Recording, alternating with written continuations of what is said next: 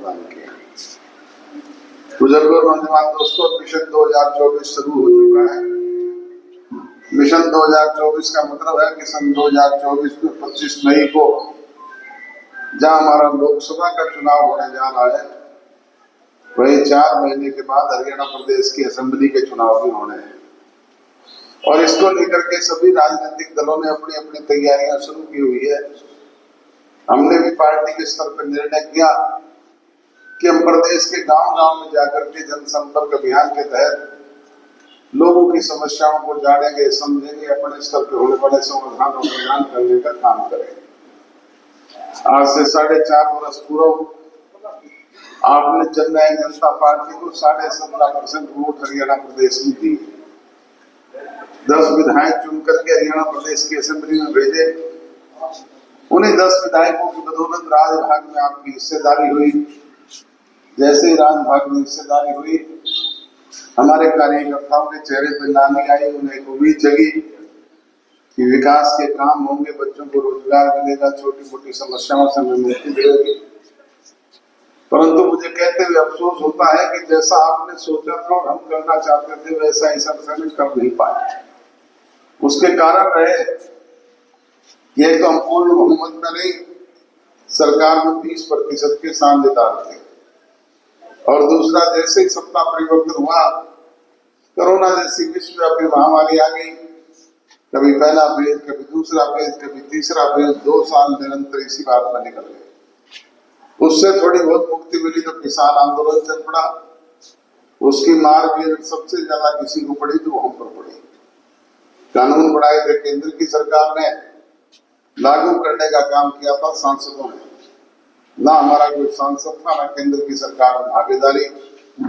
फिर भी जगह जगह जो किसान भाई धरने में बैठे थे, वो ये भी डिमांड करते थे कि दुष्यंत चौटाला इस्तीफा दे दे, राज छोड़ के अलग हो जाए।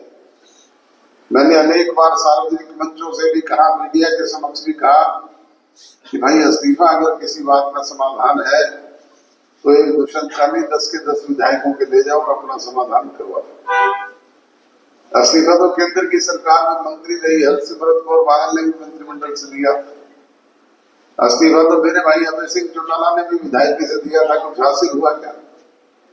हासिल होता है राज से, सत्ता से, ताकत से। समाधान निकलते हैं बातचीत के जरिए।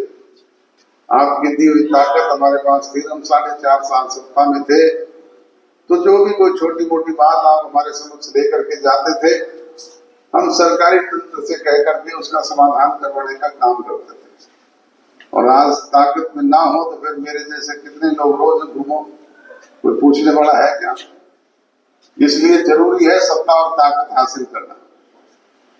और उसका एक ही मूल मंत्र है प्रजातंत्र में वोट, जो आगामी 25 तारीख को आपको डालने का अवसर मिलेगा। प्रजातंत्र में जनशक्ति सबसे बड़ी शक्ति है। सिरों की गिनती से फैसला होता है कि कौन प्रभावशाली है, कौन बलशाली है।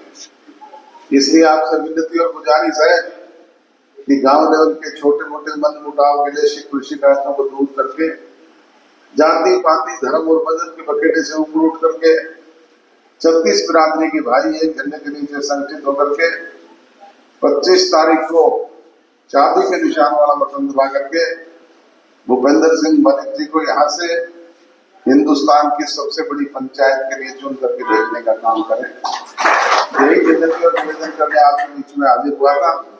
गर्मी के मौसम और काम के संग में आप समय निकाल करके आए, इसके लिए आप सबको बहुत बहुत धन्यवाद। बहुत बहुत धन्यवाद।